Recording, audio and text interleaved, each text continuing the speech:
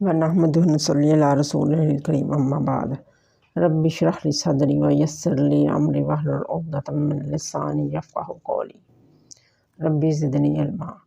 اعوذ باللہ من الشیطان الرجیم، بسم اللہ الرحمن الرحیم۔ سورۃ الحاقہ۔ الحاقہ حق سے نکلا ہے، خود بھی حق ہونا اور دوسروں کو حق ثابت کرنے والی۔ یہ قیامت کے ناموں میں سے ایک ہے۔ ملحاقہ کیا ہے ثابت ہونے والی؟ یہ استفہام ہے، اس کا مقصد قیامت کی عظمت اور شان بیان کرنا ہے۔ وما ادراک ملحاقہ، اور کیا جانتے ہو تم کیا ہے ثابت کرنے والی؟ یعنی کوئی بڑے سے بڑا آدمی کتنا بھی سوچے اور فکر کرے، اس دن کی ہولناکیوں کا اندازہ پوری طرح نہیں کر سکتا، کیونکہ یہ مخلوقات کے دائرہ علم سے باہر ہے۔ بعض کہتے ہیں قرآن میں جس کے بارے میں ماضی کا صیغہ وما ادراک استعمال کیا گیا ہے، اسے بیان کر دیا گیا ہے، اور قیامت کے بارے میں مختلف مقامات پر بیان کر دیا گیا ہے۔ کذبت ثمود وعاد بالقاریہ، جھٹلایا سمود اور عاد نے کوٹ ڈالنے والی کو۔ بالقاریہ کھڑکھڑانے والی، بے چین کرنے والی، یہ لوگوں کو بے چین کر دے گی اور زمین و آسمان تمام چیزوں کو منتشر کر دے گی یا کھڑکھڑا دے گی۔ قیامت کو القاریہ بھی کہا گیا ہے کیونکہ یہ کھڑکا دینے والی ہے، سب کو اپنی ہولناکیوں سے بیدار کر دے گی اور سب چیزوں کو تہہ بالا کر کے کوٹ ڈالے گی۔ فَأَمَّا ثَمُودُ فَأُهْلِكُوا بِالطَّاغِیَةِ، اور جو سمود تھے سو ہلاک کر دیے گئے خوفناک آواز سے۔ وَأَمَّا عَادٌ فَأُهْلِكُوا بِرِيحٍ صَرْصَرٍ عَاتِیَةٍ، اور جو عاد تھے پس انہیں ہلاک کر دیا گیا ایک ٹھنڈی سناٹے کی ہوا سے، نکل جائے ہاتھوں سے۔ سَخَّرَهَا عَلَیْہِمْ سَبْعَ لَیَالٍ وَثَمَانِیَةَ أَیَّامٍ حُسُومًا، مقرر کر دیا گیا اس کو ان پر 7 راتیں اور 8 دن لگاتار۔ فَتَرَى الْقَوْمَ فِیہا صَرْعَىٰ، پھر تم دیکھو وہ لوگ اس میں گر گئے۔ کَأَنَّہُمْ أَعْجَازُ نَخْلٍ خَاوِیَةٍ، جیسے وہ کھجور کے کھوکھلے تنے ہوں۔ فَهَلْ تَرَىٰ لَهُم مِّن بَاقِیَةٍ، تو کیا تم دیکھتے ہو ان میں سے کوئی بچا؟ وَجَاءَ فِرْعَوْنُ وَمَن قَبْلَهُ وَالْمُؤْتَفِكَاتُ بِالْخَاطِئَةِ، اور آیا فرعون اور جو اس سے پہلے تھے اور الٹ جانے والی بستیاں گناہگاروں کے ساتھ، یعنی قوم لوط۔ فَعَصَوْا رَسُولَ رَبِّهِمْ فَأَخَذَهُمْ أَخْذَةً رَّابِیَةً، پھر انہوں نے نافرمانی کی اپنے رب کی تو پکڑ لیا انہیں سخت پکڑنا۔ إِنَّ لَمَّا طَغَى الْمَاءُ حَمَلْنَاكُمْ فِي الْجَارِیَةِ، بے شک جس وقت پانی ابلا ہم نے اٹھا لیا تمہیں ایک چلتی ہوئی کشتی میں۔ حضرت نوح علیہ السلام کا ذکر ہے۔ حملناکم میں کم کی ضمیر سے مخاطب عہد رسالت کے لوگ ہیں، یعنی تم جن آباء و اجداد کی نسل سے ہو انہیں ہم نے ڈوبنے سے، غرق ہونے سے بچایا۔ الجاریہ سے مراد سفینہ نوح علیہ السلام مراد ہے۔ لِنَجْعَلَهَا لَكُمْ تَذْکِرَةً وَتَعِیَهَا أُذُنٌ وَاعِیَةٌ، تاکہ ہم بنائیں اس کو تمہارے لیے نصیحت اور یاد رکھیں اس کو کان یاد رکھنے والی۔ فَإِذَا نُفِخَ فِی الصُّورِ نَفْخَةً وَاحِدَةً، پھر جب پھونک ماری جائے گی صور میں ایک پھونک۔ وَحُمِلَتِ الْأَرْضُ وَالْجِبَالُ، اور اٹھا لی جائے گی زمین اور پہاڑ۔ فَدُکَّتَا دَکَّةً وَاحِدَةً، پھر ایک ہی چوٹ میں ریزہ ریزہ کر دیے جائیں گے۔ فَیَوْمَئِذٍ وَقَعَتِ الْوَاقِعَةُ، پس اس دن ہو جائے گی ہونے والی۔ وَانشَقَّتِ السَّمَاءُ فَهِیَ یَوْمَئِذٍ وَاہِیَةٌ، اور پھٹ جائے گا آسمان تو وہ اس دن بکھر رہا ہوگا۔ وَالْمَلَكُ عَلَىٰ أَرْجَائِهَا، اور فرشتے اس کے کناروں پر ہوں گے۔ آسمان ٹکڑے ٹکڑے ہو جائے گا تو پھر آسمانی مخلوق فرشتے آسمان کے کناروں پر ہوں گے، یا مراد جب تمام آسمان پھٹ کر ٹکڑے ٹکڑے ہو جائے گا تو وہ ٹکڑے جو زمین کے کناروں پر ہوں گے فرشتے ان پر ہوں گے۔ وَيَحْمِلُ عَرْشَ رَبِّكَ فَوْقَهُمْ يَوْمَئِذٍ ثَمَانِیَةٌ، اور اٹھائیں گے تخت تیرے رب کا اپنے اوپر اس دن 8 شخص۔ ثمانیہ سے مراد 8 فرشتے ہیں جو روز قیامت اللہ تعالیٰ کا عرش اٹھائے ہوں گے۔ اب عرش عظیم کو 4 فرشتوں نے اٹھا رکھا ہے۔ یومئذ تعرضون، اس دن تم منہ پھیرو گے، لا تخفی منکم خافیہ، نہ چھپا سکے گا تم میں سے کوئی پوشیدہ بات۔ یہ پیشی اس لیے نہیں ہوگی کہ جنہیں اللہ نہیں جانتا انہیں جان لے، وہ تو سب کو جانتا ہے۔ یہ پیشی انسانوں پر حجت قائم کرنے کے لیے ہوگی، ورنہ اللہ سے تو کوئی چیز پوشیدہ نہیں۔ فَأَمَّا مَنْ أُوتِیَ کِتَابَهُ بِیَمِینِهِ، سو وہ جس کو دیا جائے گا اس کا لکھا ہوا دائیں ہاتھ میں، فَیَقُولُ ہَاؤمُ اقْرَءُوا کِتَابِیَہ، تو وہ کہے گا یہ لو پڑھو میرا اعمال نامہ، انی ظننت انی ملاق حسابیہ، بے شک میں گمان کرتا ہوں کہ مجھے ملے گا میرا حساب، فَہُوَ فِی عیشۃ راضیہ، پھر وہ من مانے گزران میں ہوگا، فی جنۃ عالیہ، اونچے باغات میں، قطوفہا دانیہ، جس کے میوے جھکے ہوں گے، کلوا واشربوا ہنیئا، اور کھاؤ اور پیو رچتا بستہ، بما اسرفتم فی الایام الخالیہ، اس وجہ سے جو تم نے آگے بھیجے پہلے دنوں میں۔ یہ اہل جنت کا بیان ہے۔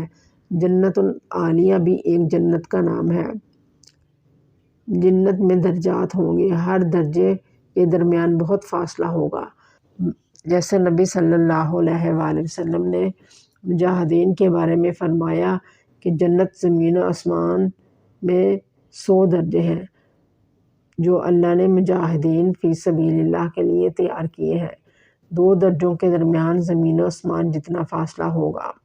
وَأَمَّا مَنْ أُوتِیَ کِتَابَهُ بِشِمَالِهِ، اور جس کو دیا جائے گا اس کا اعمال نامہ بائیں ہاتھ میں، فَیَقُولُ یَا لَیتَنِی لَمْ أُوتَ کِتَابِیَہ، تو وہ کہے گا ہائے میرے کمبختی، نہ ملتا مجھے میرا اعمال نامہ، وَلَمْ أَدْرِ مَا حِسَابِیہ، اور نہ میں جانتا کیا ہے حساب میرا، یا لیتہا کانت القاضیہ، ہائے میری کمبختی، اس کو موت ختم کر دیتی، ما اغنی عنی مالیہ، نہ کام آیا میرا مال، ہلک عنی سلطانیہ، ہلاک کر دیا مجھے میری حکومت نے، خذوہ فغلوہ، سو اس کو پکڑ لو پھر توق ڈالو، ثم الجحیم صلوہ، پھر جہنم میں ڈال دو، ثم فی سلسلۃ ذرعہا، پھر ایک زنجیر جس کی لمبائی 70 ذراعا فاسلکوہ،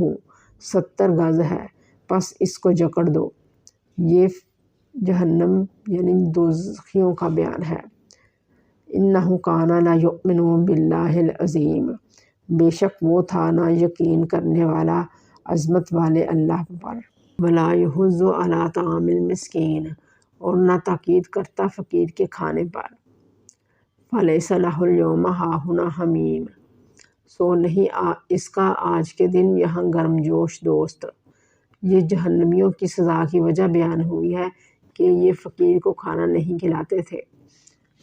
ولا طعام الا من غسلین، اور نہ کھانا ہوگا سوائے زخموں کی پیپ کے، لا یأکلہ الا الخاطئون، نہیں کھائے گا اس کو کوئی سوائے گناہ گاروں کے، فلا اقسم بما تبصرون، پھر میں قسم کھاتا ہوں جو تم دیکھتے ہو، وما لا تبصرون، اور جو نہیں تم دیکھتے، انہ لقول رسول کریم، بے شک لازماً کہنا ہے یہ باعزت رسول کا۔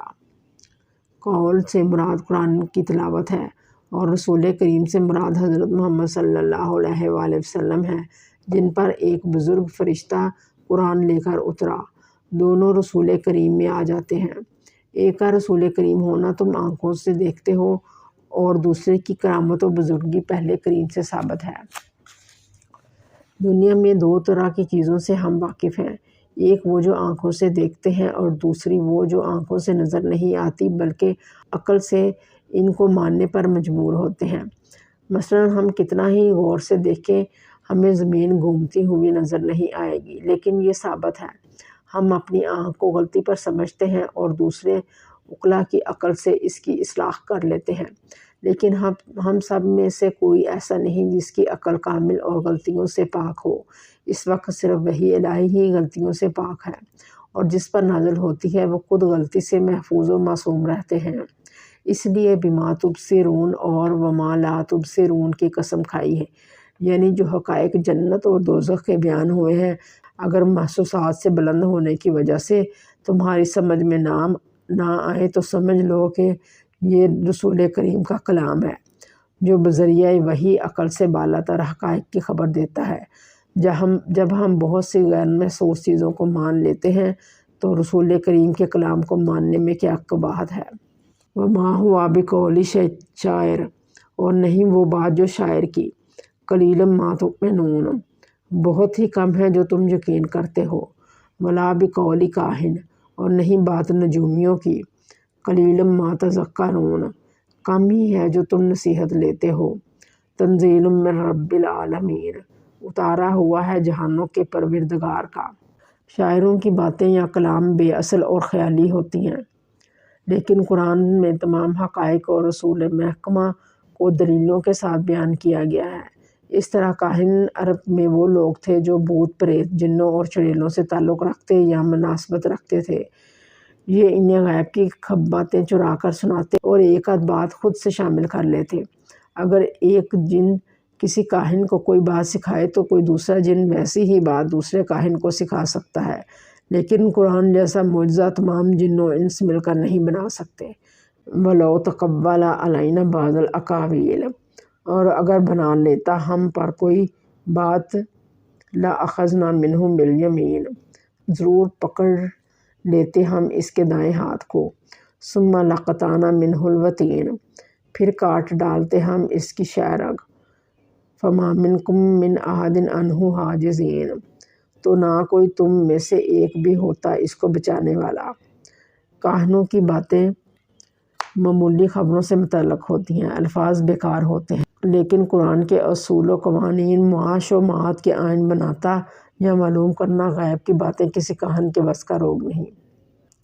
اس کا مقصد نبی صلی اللہ علیہ وآلہ وسلم کی صداقت کا اظہار ہے، کیونکہ آپ صلی اللہ علیہ وآلہ وسلم اللہ کے سچے نبی تھے جنہیں اللہ نے سزا نہیں دی بلکہ معجزات اور خاص تائید و نصرت سے نوازا۔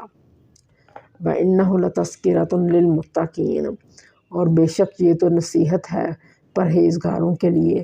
وَإِنَّا لَنَعْلَمُ أَنَّ مِنْكُمْ مُكَذِّبِينَ، اور بے شک ہم ضرور جانتے ہیں کہ تم میں سے جھٹلانے والے ہیں۔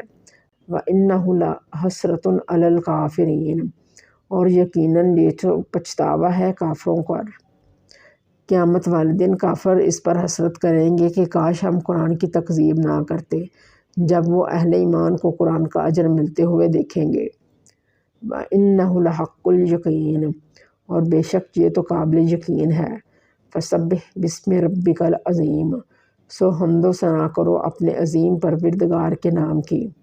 فَسَبِّحْ بِاسْمِ رَبِّكَ الْعَظِيمِ سے رکوع کی تسبیح نکالی گئی ہے، یعنی سبحان ربی العظیم، سبحان ربی العظیم، سبحان ربی العظیم، جو نماز میں 3 مرتبہ پڑھی جاتی ہے۔ لحق الیقین سے مراد قرآن ایسا ہے جس پر یقین سے بڑھ کر یقین کر لینا چاہیے۔ سبحانک اللہم و بحمدک، اشہد ان لا الہ الا انت، استغفرک و اتوب الیک۔